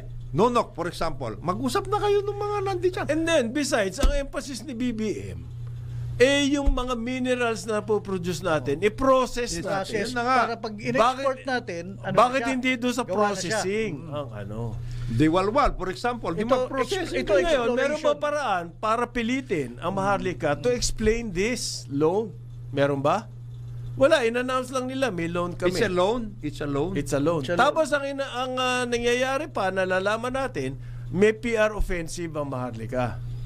Kasi kaya ba may PR offensive dahil sa mga ganyang klaseng galaw? Kasi may bumili sila ng 18.6% ng NGCP, yan. That was the first investment. That's first investment. Yung ng Maharlika. Ano yun Yun, okay yun kasi nabarat nila yun Binarat talaga nila. Pumayag yung NGCP, yung sige na. yung SM Group, si Big Boy, nagpabarat Sige na. Kasi pressure yung galing naman sa mga boss nito si Consing. Sino ba nagrekomenda sa kanya dyan? Paano yan? It's a loan, pare. It's not an investment. Bridge loan facility. Bridge loan facility. Ngayon, kailan mababayaran na makilala yan? Ito ang tanong ko. Ang haba po ng gestation ng mining. Magbibigay ka ng 76.4 million US. Bridging loan. Kailan mababayaran na makilala yan? 20 years? 30 years down the road? Kailan? Kasi po, hindi pa nagpo-produce to Pare, ikaw naman. Design pa lang and engineering. Please. Kumbaga, tinali mo yung pera mo ng ganun katagal na walang return? Hindi matagal yan. Hindi? Ito yan. Ano? Study, etc. Meron na yan. I-update ko na lang ito. Workout, road, etc. Okay. Flip ko yan. Flip? Anong flip yung? Flip ko yan. There's somebody who's going to buy it. Take over. Mababayaran ba siya? Bayaran na ako. Pag nag-take over, meron mamumuhunan. Yeah. Sino yun? Kasi ang mga stock ko, hindi po kilala ang mga nito makilala Labas nyo kung sino kayo. Sino ba yung mga yan? Ang alam ko yan yung claims nila ay dating Batong Buhay. Bang main asset nila ngayon, nagkaroon sila ng profit sharing, production, mineral production sharing agreement. MPSA. With DENR. Yan po ngayon, parang yan ay, yan? Instrument. Kumbaga, rare commodity. It's an instrument. Pwede na pong i-negosyo. Pero para kumita yung mining, it's so many years down the road. The point is, sino may hawak ngayon ng MPSA niyan? At sino itong makilala? Sino? Pwede ba kayong magpakilala kayo? Para makilala. Naman namin kayo. Makilala kayo. Ako, yan yung kinatatakot ng PR siguro na Hindi. Ang alam mo, basic na tanong mo, pare. yung mga ganyan na ipinangutang po nito sa ibang mining, let's say, yung Tampakan. Naalala nyo yung sa Mindanao. Ang namuhunan ng mga ganyan, yung to prepare the IPs, nagtayo na eskwela, nagtayo ng ospital, okay? Mga studies and everything, yung pong kumpanya mismo, sariling pera nila, hindi ipinangutang yun. Di ba? Talaga naglabas na sila ng bilyon. Doon pa lamang. Ha? Pero ito, ibang klase ito. Pinatulan ng ating dakilang Maharlika investment. Ikaw, Gino, huwag ka magbaybigan ng mga ganyang mga statements. Ano sabi ni Gino? Meron daw, isang flip lang, okay na. Kasi magkakalapit na yung mga yan. May kabakas. Oceana Gold. Sila na ang te-take over. Bakit kinailangan pa yung Maharlika? Ikaw naman. Study mo na. Ikaw naman, Brad. 76 hindi biro yung 76.4 million, ha? Ang hirap na study na yan, Brad. Mahirap? Mahirap. Yung ikot? Oo. Ang hirap niya. How can you? Oceana? Kanino ba yan? Kanino yung Oceana? Yun daw. Mga Australiano daw to. Bakit nang utang ng pera natin? Wala ba silang sariling pera? They have to I-flip pa lang eh. Ang gagaling naman yung mga Australian na yan, ha? Nakakakuha ng, pati GSIS. Oo. Nakuhanan ng ano yun? 300 million ba? Ng global infra. Grabe. There is something in these mines that Hindi nga eh. There is something, what? There is something. Merong sayad. may Sino science. May science. Akala ko may sayad. Hindi. Mukhang may sayad ditong... Magaling itong intelligence nito. Nag-uusap pa lang tayo, nakilala na niya yung Nakilala mga... na niya kung sino. Meron siyang teorya. It's a theory. It's not It's even... a theory. It's a theory. Ngayon, ano po yan? Copper and gold mine. Copper and gold mine. Yan, marami tayo. Pero ang masikat po ngayon ay ang nickel. Ngayon, this is a... Bakit wala tayo nickel processing? Bakit hindi? Nonok ngayon eh. Nonok is the nickel processing, etc. Ngayon, yung sinasabi mo pa rin, Conrad, na comedy, etc. Of errors. Ito, this is a lessons learned dapat tayo eh. Yung sinabi mo rin kanina, tampakan, yan. Ang tagal na niya. At saka yan, proven yan, ha? Second largest proven reserve of copper. Bakit hindi doon? Hindi, walang flip yun eh. Oo, walang flip eh. Walang opportunity para kumita. Mayroong hawak nun eh. Kumbaga may arrangement na. Yan ang kinatatakot natin sa Maharlika Pandi. Kung paano gagamitin. Mga lakaran na ganyan eh. No? Yung tampakan na yan, yun, 30 years siguro yan. 30 years in the making, hindi pa nag-produce ng maski na isang copper. 30 years in the making yan. Or maybe more. Yung tampakan. Hanggang ngayon, wala pa na-produce yan. 70s pa nga yan. 70s pa po yan. Pinautang ng DBP na wala nangyari. Nagkanda bulok-bulok yung binilang makinarya. Hindi, even yung tampakan. Tampakan itself. Ang tampakan po, ang namuhunan dyan, Australian group. Talagang nagbuhos na sila ng pera. Laki na nalugi nila. Wala pa silang, ni isang katiting na copper, wala pa na-produce. Wala na po produce. But it's proven to be the second biggest deposit in the whole world. Second biggest. Malaki rin yan naman, to be fair, malaki rin naman ang deposit. Ang naging problema ng tampakan, ano po yan eh, it straddles three provinces. Yes. Yung isang probinsya doon, binanata sila. South, ano yon? Yan yung South Cotabato. Yung isang kwan doon. Ngayon po, pero sana naman yung mga nagko-cover ngayon niya. Kasi it's they went to town na may PR. They have to be asked. Sana tanungin ng mga editors sa mga sino ba makilala? Kaya nga may PR offensive para wala nang ganun tanong eh. Ito naman. Ungas naman na PR, pinost sa Facebook, ako magpi-PR para sa kanila. Pinagmalaki mo pa. Sino yun? Muna, tsaka na natin yan. Sino? Hindi sino yun. Dapat makilala natin yan. Hindi namin nabasa yung post eh. Ikaw lang yun eh. Nagre-recruit na siya. Bakit kailangan ng isang fund like Maharlika ang mamahaling PR? Bakit? At saka ito, loan lang to. Sa ano ba experience niya PR na yan? Magaling ba yan? Magaling ba yan? Ano ba mga hinawakan niya? Magaling mag-Mercana din to. Maskip din na Mercana. Hindi, actually, old school, maluluwag ang Mercana dito. Pero Mercana. Ay, walang binatbat yan. Walang binatbat yan. At saka kung maluwang ang Mercana niya, wala yun. Magaling sa PowerPoint yan. PowerPoint? Sa PowerPoint. So, yun ang... Anong mga hinawakan niya na nga? Marami. Hindi naman si ano to Hindi naman si bata natin. Hindi, Felix lang yun eh. Tingnan muna natin, baka minsan itong taong itong mahilig mag-ako, pero yung pala nag-negosasyon pa lang pala sila. Pero maganda, nag-ano na sila, nag-forum na sila eh. Meron ng ano eh. Hindi ba? Forum? Hindi na negosasyon yun. Parang kapihan na forum. Nag-forum na. Tapos tinitiyan ko yung mga nandun ba, usual suspects eh. Sabi ko, ano, yung PR ba na yan, taga? O ano bang ano? Medyo taga. Ano reputasyon yan? May pagka. May pagkataga. Tabak division. Ano yan? Tabak division niya. Ang problema sa PR to, madaldal to eh. Dapat to gaya nung kaibigan natin si Paring Resty, tahimik lang mga galawan, mga gano'n. Ganon. Hindi disimulado, no? Oo. Pag ikaw nagsalita ka ng kitang-kita tali. Hindi, pero dapat, the MIC, Maharlika Investment Corp, owes it to the public and to, nailabas nila yan. Why are you lending to this company for these purposes na sinabi ninyo? Yung tungkol dyan sa studies, etc. Why are you doing that? And who is going to do all of these things na sinasabi ninyo? Studies. Meron daw bang tanong dito? May political angle daw ba yung investment na Maharlika diyan sa Makilala? Yung nga gusto natin malaman. Hindi po namin alam. Kaya nga kami nagtatanong. Kaya nga magandang magkaroon ng... At pero kung kami pa ang kinikriticize nyo,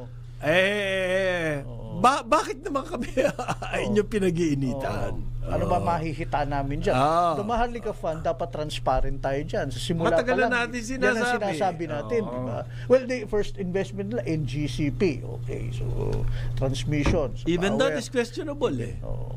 Pero ito... Bakit kailangan ba ng NGCP na investor? Baka itong Makilala, kailangan ng investor. Kasi engineering design pa lang kailangan na mangutang eh. Hindi ba?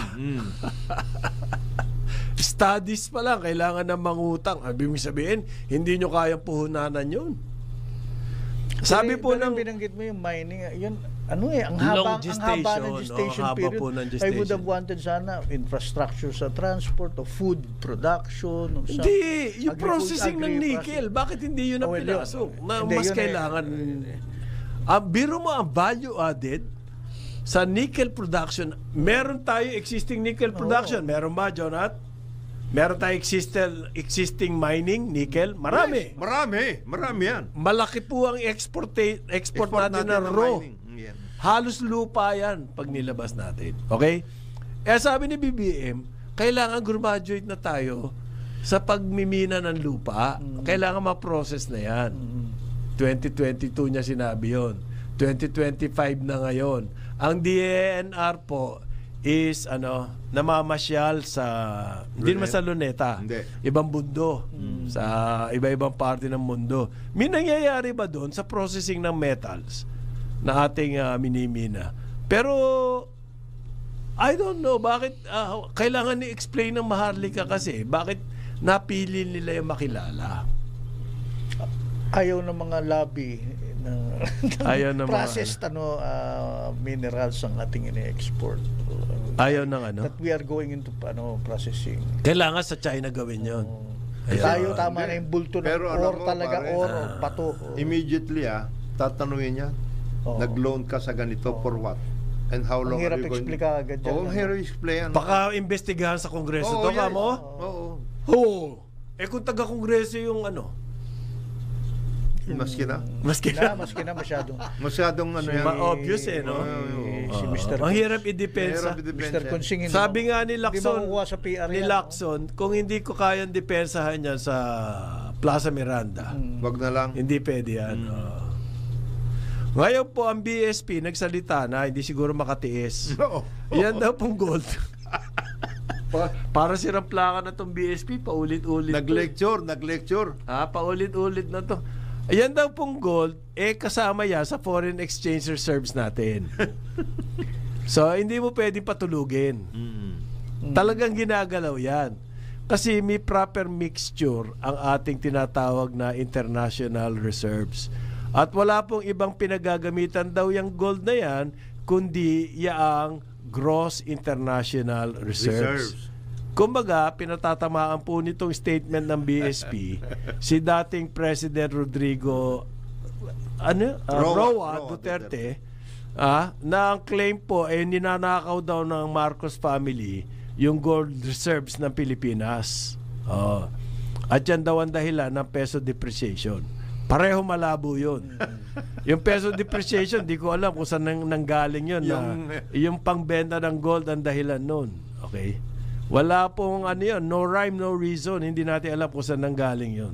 Okay. Sino mga advisors ni President Duterte? Si Procopio. Naknang pusa talaga.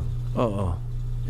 Si Procopio, mahilig din yan sa sa ganyan. Propaganda Tsaka isa rin yan na mahilig yung mga parang Maharlika operations.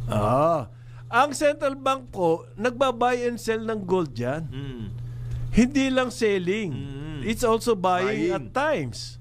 Okay, kapag sumosobra yung halimbawa, yung mixture, may proper mix po yung GIR na yan May drawing rights, special drawing rights, merong foreign exchange, merong gold, may time deposit, iba-iba po. Ngayon, kapag sumosobra yung foreign exchange, halimbawa, ang laki ng idinagdag, ang ipinasok, okay, bumibili po ng gold dyan. Kanino bumibili? Dito sa mga local, ang mga local po producers ng gold, obligado yan, ang gold ibenta sa central bank. So, gumagamit din po ng nag-buying din ng central bank. Ngayon, kung puro buying ka lang, di darating ang araw, natabunan na kayo ng gold. Babagsak yung central bank building. Kailangan magbenta rin. Hindi, pero yung binebenta, akala naman, sinabi ni, parang ang pinalalabas ni dating Presidente Duterte for whatever reason, ay napupunta kung saan. Hindi bumabalik sa gross international reserves. Yun ang kanyang... Bakit punto. hindi? Hindi, yun na nga eh. Kaya ang tao, mga nakikinig, ito, kahit sa mga taga-subaybay natin, napupunta daw...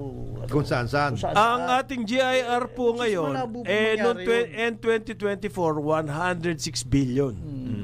Ang ating GIR noong 2023, 103 billion.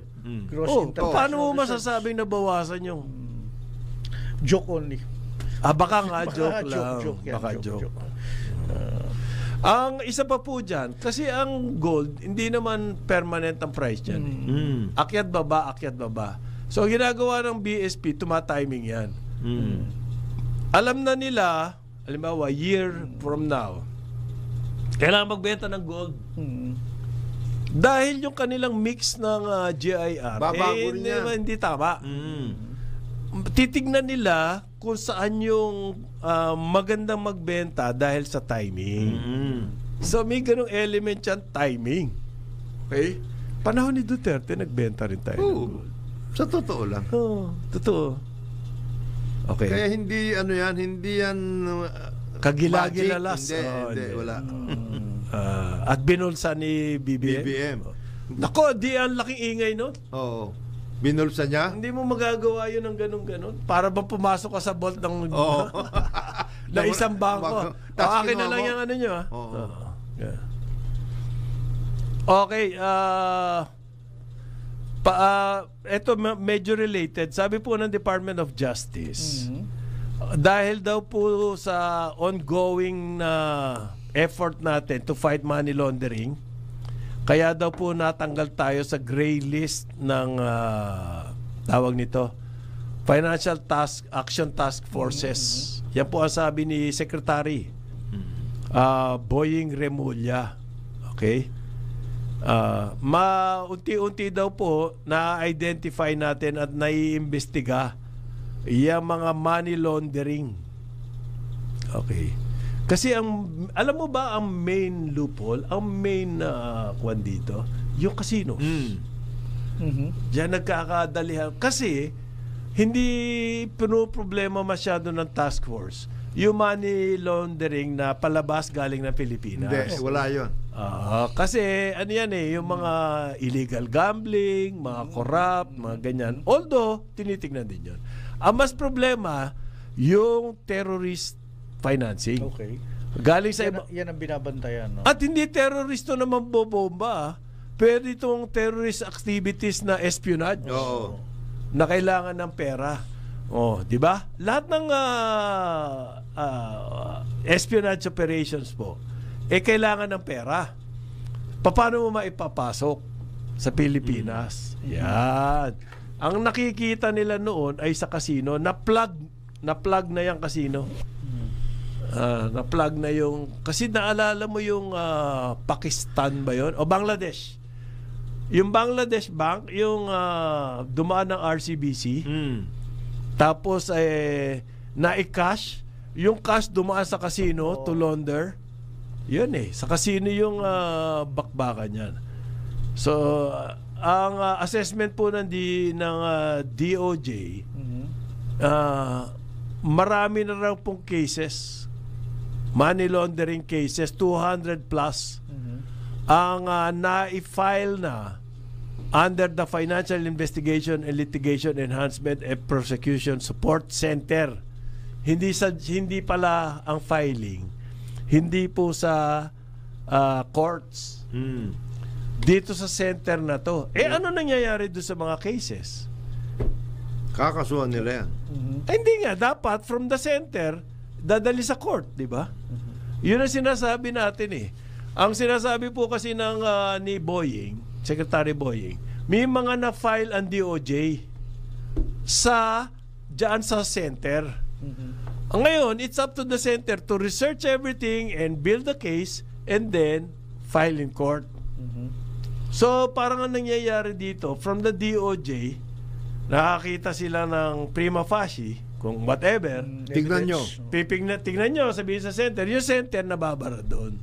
Kailangan doon, bugbugin mo rin yun, Secretary. Yung center na yan. O anong nangyari? Kanino ba yung center na yun? Under whose ano rin yan? Sa, I'm sure. Finance. Finance. Financial Investigation and Litigation Enhancement and Prosecution Support Center. Yan yung case build-up. Yes, diba? yes. Yun po ang sinasabi namin. Wala pa kami naririnig baka wala silang nadali dyan. resources to... Hindi. Kasi yung mga... Ay! Okay. Sorry. Naku, nga pala. Kasing relo nasa likod ko kaya hindi ko nakikita. 9:34 na umaga, Kanmoro, Ali, Channel 23 at DWIZ 882.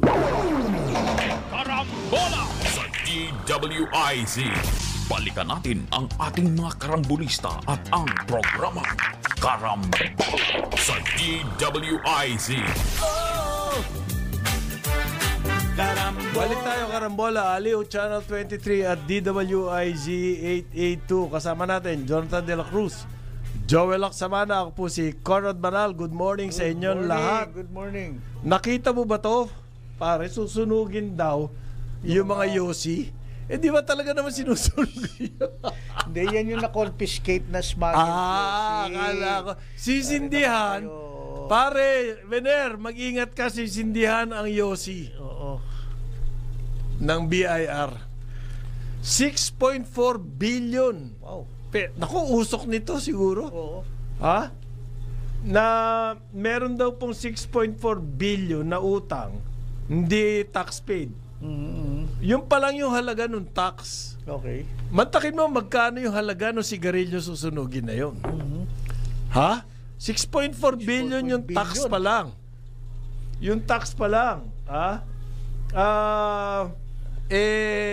Yung po mga nahuli. Tax na iniwasan bayaran. Nationwide daw po yung gagawin nitong tawag nito, Commissioner Lumagi. Romeo Lumagi Jr. Okay. Nationwide daw po yung campaign na yan. At yung mga illicit cigarettes, ano ibig sabihin po niya? Fake. Ay hindi tax paid. Karamihan dyan kasi galing sa labas din eh. At susunugin daw po yan ngayong katapusan ng buwan, meaning sa Biyernes. Okay. Yung mga sigarilyo? Yung sigarilyo, oo. Ang milyong pakete po yan. Susunugin, ha? Susunugin. Hindi sisindihan para yosihin, hindi. Susunugin. Wag ninyo, kung pwede lang pakiusap. Ano? Wag ninyong susunugin yan sa mga makakapal ang tao. Kasi baka mamaya maano lahat yung mga tao na yan. Second hand smoke yan. Masama sa kalusugan yan. So, hindi, kasi nga naman, wala naman use yung sigarilyo. Parang droga. Hindi ka mukha ng kotse. Di ba? Nahuling smuggle. Na pwede pang... pwedeng gamitin, pakinabangan. Daan mo sa busway. Dapat nga gawin doon, ito ang dapat na gawin. Wala ba iba pwedeng daanan? Busway pa na kung sunadahan mo? Ito suggestion ko lang. Ito naman suggestion lang. Okay. Ilan ba yung kotse na yun? Marami. Siguro. Yung nahuli, dyan sa Taguig. Ganito. Dami. Ito ang suggestion ko. Yung may-ari ng auto shop, ito, suggestion lang naman ito. Sabihin mo, Mr.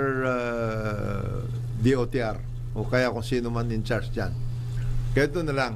Para maging maano sa taong, same campaign nito eh. Sa taong bayan, palabasin natin itong mga sasakyan na ito, idaan natin sa busway. And then every time na malalaman kung sino may-ari nito.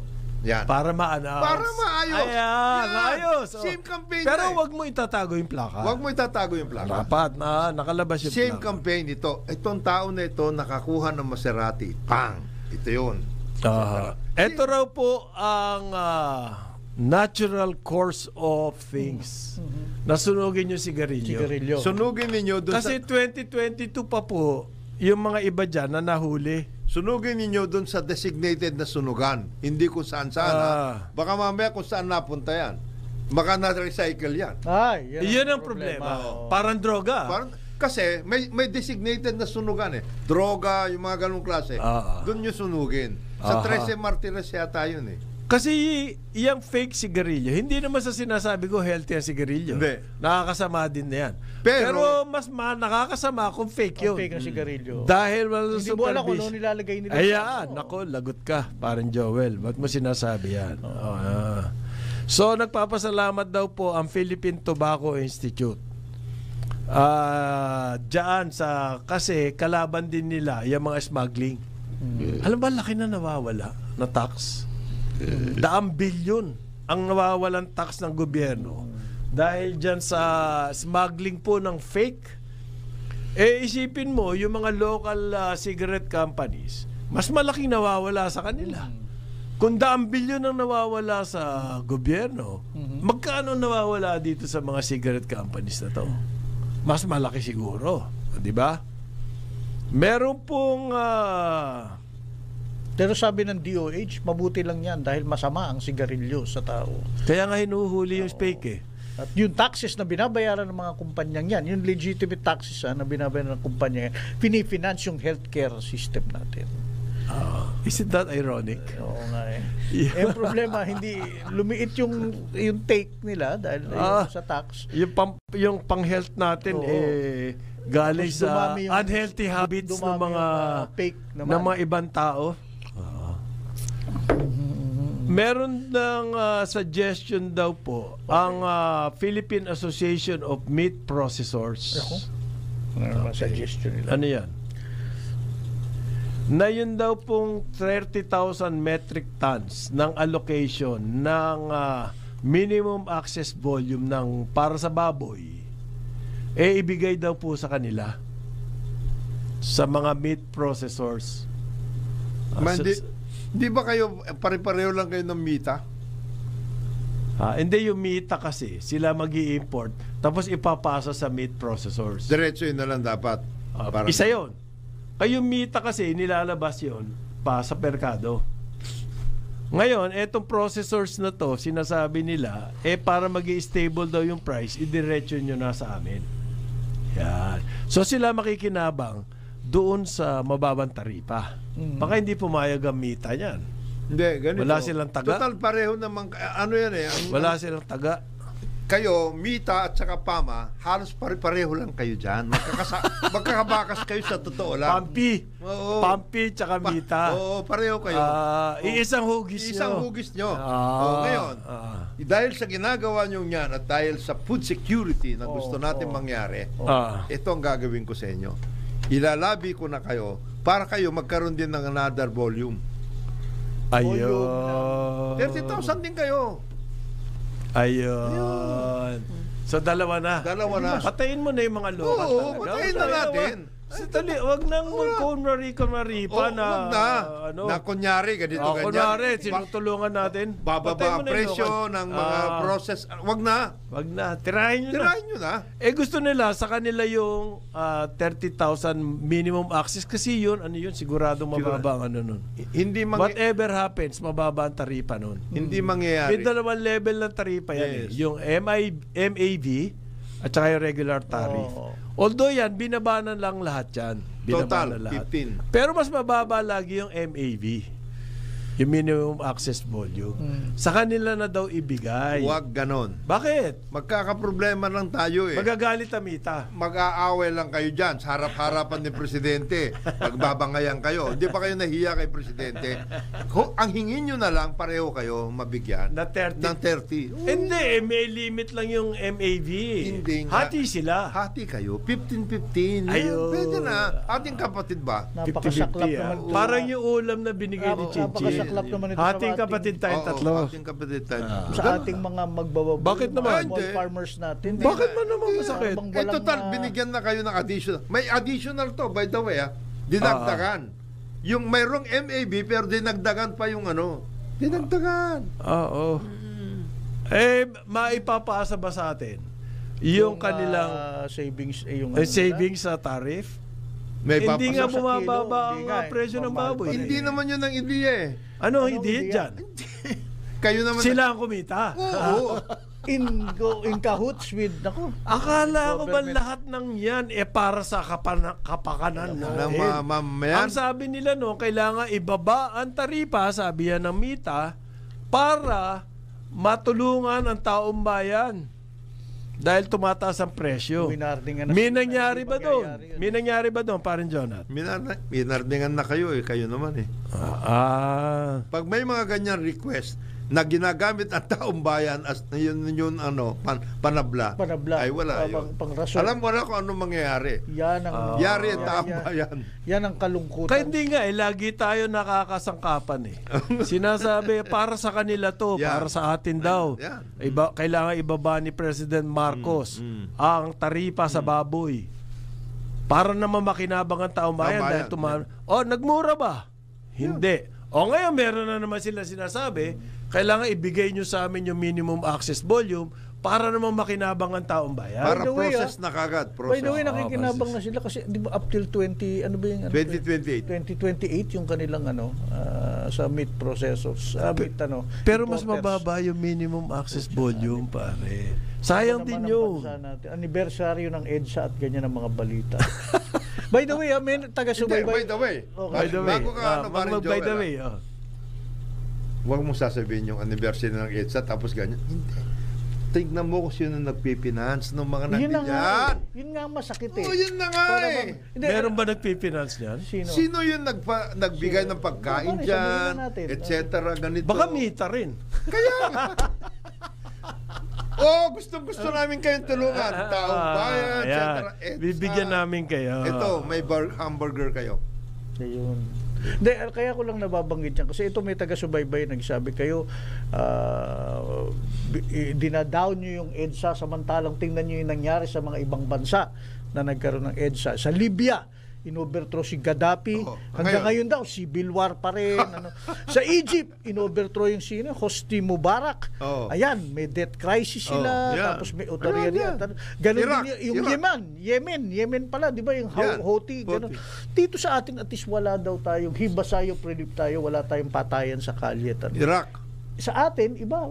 Yan nangyayari sa Mita, nangyayari sa Maharlika Fund. Yung bang meron tayong parang elite na nagmamasquerade na silang nagpapaano sa Hindi taong bayan. pare, yung para sa taong bayan yung mga ginagawa nila. Huwag ka magkakamali ng ganyan. Yung mga statements na ganyan, naman. Napakasakit mo magsalita. Regulatory capture sa energy. Napakasakit mo magsalita. Sa energy, tubig, lahat. Diba? Alin ang mas masahol? Yung nangyayari sa Egypt, sa Libya, sa Yemen. O yung sa atin. Sa atin. Tayo, After nakadilat. EDSA, Nakadilat, gising. Ninanakawan tayo. Walang kalaban Nagkakaroon laban. ng halalan, mababago lahat. Ay ba, sabi ng Comelec, nabanggit na yung halalan. Comelec. Maaari daw pong sa pilitan, gawin nila ang kandidato mag-attend ng debate. Okay. Legal ba yun? Paano ba yun, pare, sir? Paano mo Is that gagawin yan? legal? I-disqualify ka namin. Hindi ka nag-attend ng debate, ha? Lamang na ako sabi ni Erap. Bakit pa ako makikisali dyan? Hindi. Nakakalamang na ako Makikidebate pa ako? Magiging mandatory, pare, ang debate. Was there an attempt before na gawin yan na sinabi ng Comelec? Sa pinag-aaralan daw nila, yung para may discourse. constitutionality. Yan. Kasi Mabigat nito. Ang bigat nito. Matagal na yung mga mandatoryng ganyan na outside of the constitutional requirements. Ang constitutional requirements, 3 lang yata Ano? A natural born citizen, able to read and write, and then you've been in the Philippines for so many years, and then 35 or so years old. Yun na. Wala yung debate? Wala yan. Wala ba nakalagay you should join and participate Wala. in discourse Constitutional. of the issues? Kung lahat ng mga requirements na yan Pero kung nagpapa-interview ka, hawa naman, ayaw mo sumali sa debate. Hindi, ganito na lang. Pwedeng gamitin yung hindi mo pagsali sa debate na siraan ka, pwede. Kaya hindi nagdi-debate yan kasi tanga yan. Tanga yan. Hindi na mauubra yun. Hindi. Wala eh. Tatlo lang nga. Natural born citizen. Able to read and write. And then years. Yun lang. Yan ang requirement sa Constitution. Yun lang. Etong sa pilitan, mahirap. Okay. Sa pilitan, wala yan. Yun nga sinasabi mo pa rin, Conrad eh. Si Erap, leading siya. Ba't ako makikipag-debate? Bakit ako makikipag-debate sa inyo? Kung maka-score kayo sa akin. No mistake. Yun ang maganda ron. Kung maka-score kayo. Sa Amerika, bakit ba nila napipilit ang mga kandidatong mag-debate o ano? Kasi nanliligaw ng boto. Kapag sumali ka sa debate, mas malamang sa makakuha ka ng boto kesa sa mabawasan. Dito baka mabawalan ka. Dahil sa katangahan mo, ayaw mo sumali dahil yun daw BARM, balota, merong none of the above, nota. Yan ang po ang parliamentary elections sa October. Na yung kasi dapat naka-schedule po yung BARM election nila ng representatives. May. Iba po ang sistema nila doon parliamentary form. So, one country, two systems. Yung sa BARM, parliamentary. So, kailangan nilang mag-elect po ng representative to the parliament.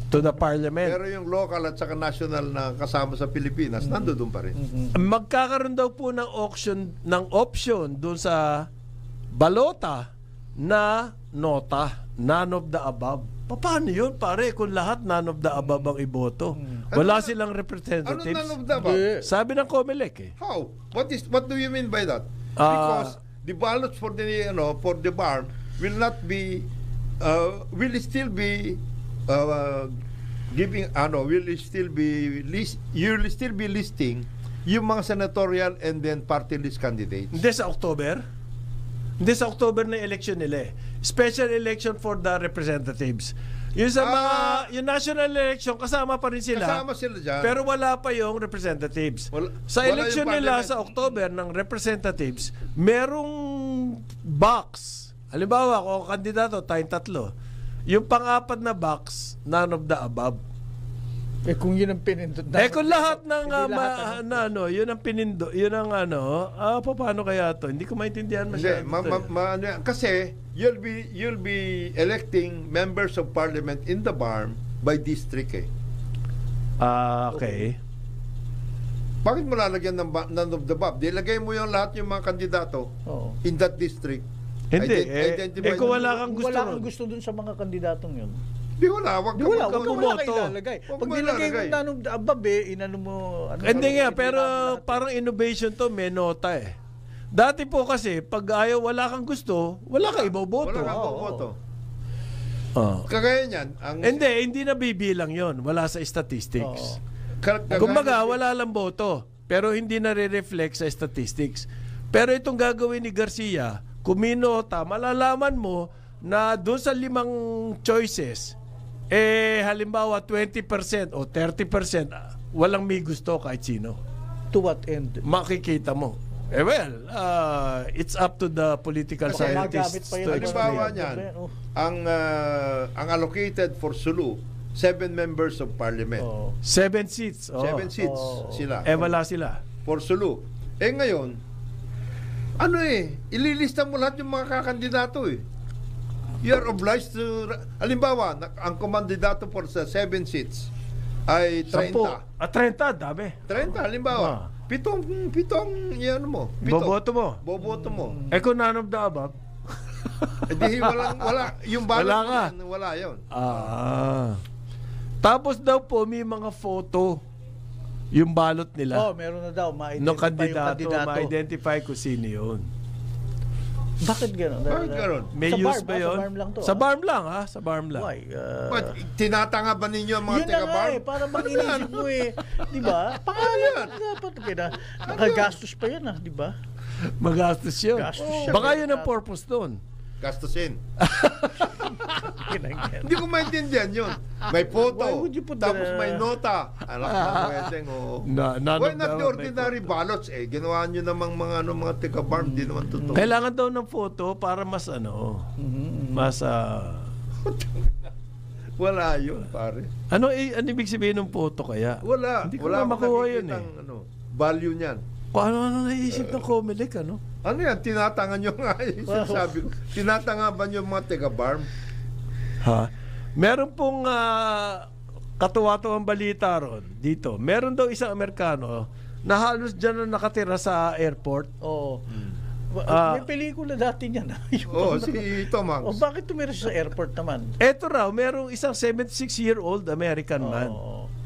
76. Okay, senior nakatira dyan sa Ninoy Naiya. Since January ay lumipat na raw po sa Bangkok. Doon naman siya titira sa airport doon. Okay. Ayos, Pangalan mo ni Jonathan De La Cruz. Joel Laksamana, ako si Conrad Banal. Ito ang Karambola sa Aliw Channel 23 at DWIZ 882. Pero ngayon, nandito na siya. Tara! Handang-handa na. Ano ba gagawin nito? Baka maskip na Amerikanang gray na flood. Gray na flood. Yung mga ganyan, alam ko yan. Ano yan medyo tumutula. Oo. Ganon. Oo. Kung hindi, balagtasan yan. Balagtasan. Balagtasan. Di daw, report daw Okay. Magre-report po ang ating award-winning broadcast journalist, Dennis Antinor Jr. sa Ronda Pilipinas. Karambola, Karambola. Sumainyo ang programang Karambola sa DWIZ. Hanggang sa muli, tayo'y magbabalik upang ihatid ang pagtalakay sa iba't ibang mga issue dito pa rin sa programang Karambola sa DWIZ.